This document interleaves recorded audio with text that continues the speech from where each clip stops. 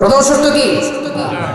ইয়াহদিহিম রাব্বুহুম বিঈমানিহিম তাজরি মিন তাহতিহিমুল আনহারু ফি জান্নাতিন নাঈম।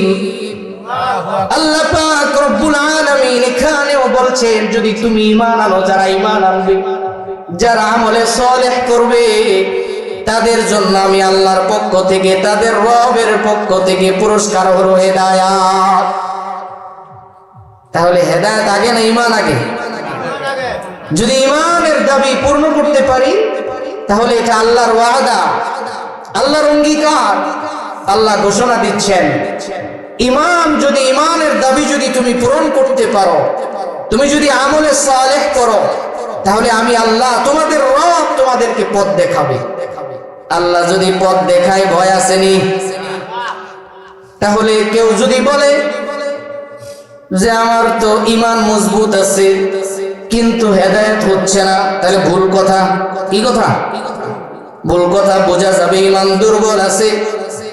ঈমান যদি মজবুত হয়, তাহলে যিনি হেদায়াত দিবেন তিনি কে?